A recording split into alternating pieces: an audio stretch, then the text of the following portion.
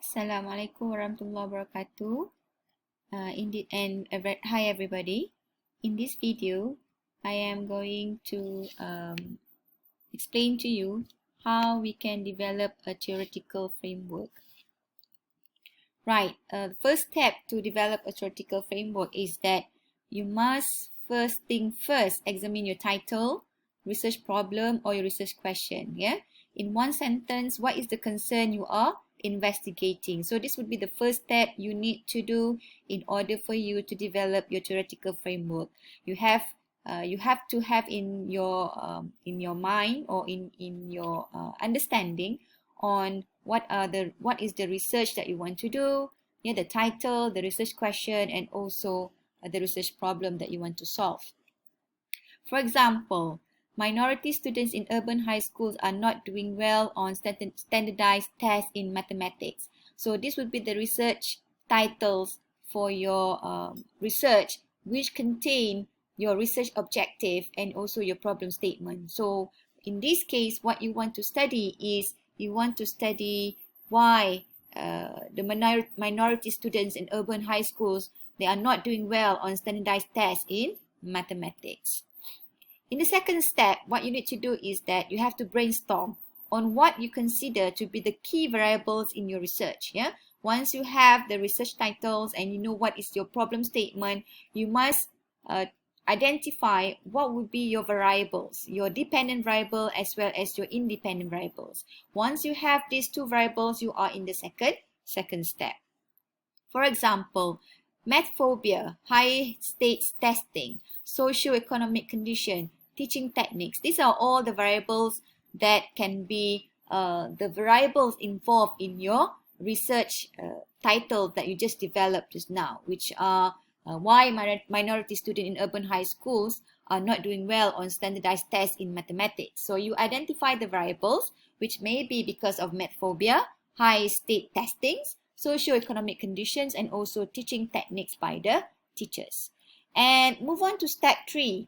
You need to read and review related current literature on these topics. Yeah, conduct a keyword search to locate articles related to your topic. So in your research, you want to know why does the minority urban students, they are not doing well in the assessments of mathematics. You identify certain variables that cause this problem, and you need to do more literature review, more readings on the keywords from this research. Yeah, so maybe you want to look at math phobia, maybe you want to look at they have anxiety towards mathematics, which related to your variables.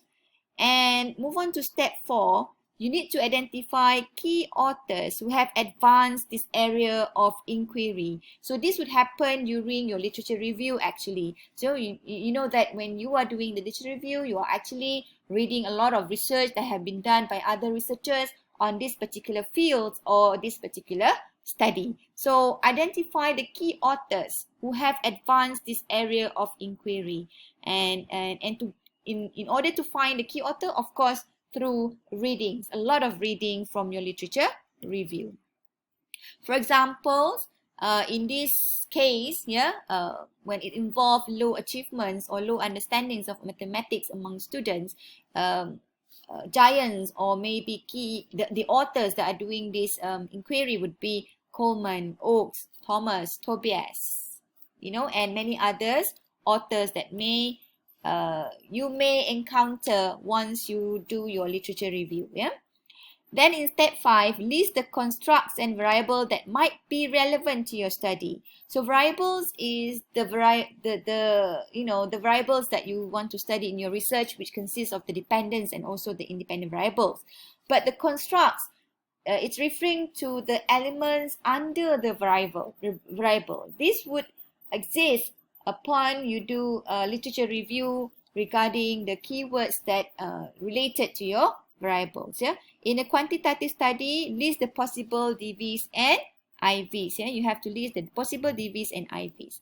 For example, your dependent variable would be mathematics anxiety and maybe self-efficacy, and your independent variable would be socioeconomic class, ethnicity, and race. So in your research, you are trying to make maybe a relationship, maybe this to look at the effect of your independent variables towards your dependent variable. So maybe in this particular research, you are trying to investigate whether socioeconomic class or ethnicity or race could affect or have a relationship or have a correlation with mathematics anxiety and self-efficacy. So this cause students not having good achievement in their mathematics assessment.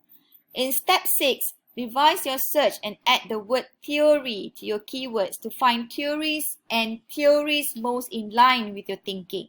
Yeah, so because you are developing a theoretical framework, you want to know what would be the underpinning theory behind or to support your research or your variables used in your research. So you have to find a suitable theory. For example, theory that related to this study would be critical race theory because you are studying about race, constructivism theory because you are studying about the understandings of mathematics in the classroom, and maybe because of the socio-cognitive theory to support your variable, which is socio-economic status. Yeah. And in step 7, discuss the assumptions or propositions of each theory and points out its relevance to your research. So we don't just simply, explain what would be the theory that we are going to use in your research. That is not enough. What you need to do is try to explain explicitly and thoroughly how does the research really related to your study. So try to combine the theory with your research and making or discuss the assumptions or propositions of each theory and point and relate it into your research. Yeah.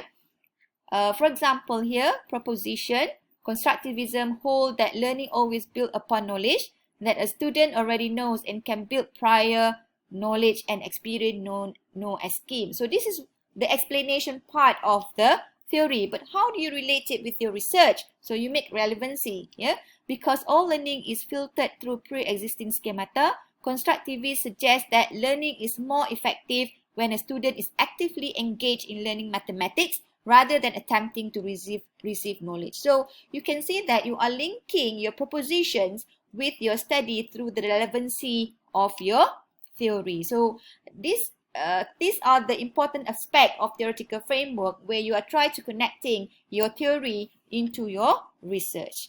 And the last important step is that consider alternative theories that might challenge your perspective. Yeah. Consider limitation of your theory. Maybe your problem could be better understood by other theories. So after you have found out your research title that contain the research objective and the problem statement, and then you try to find out all the variables, you do some literature review, and then you found all the theories. So once you have established or you have found a theory, please do some more backups on other theory that might support your variables or your research. Yeah, because maybe the theory that you use can be argued by your panels, okay, by other readers as well. All right. So once you have discover all these 7 steps, after this you need to draw your theoretical framework based on certain design that you have in your mind on how you want to explain all the variables that you have in your research and what will be the theories underpin your variables. Okay, so thank you very much from me.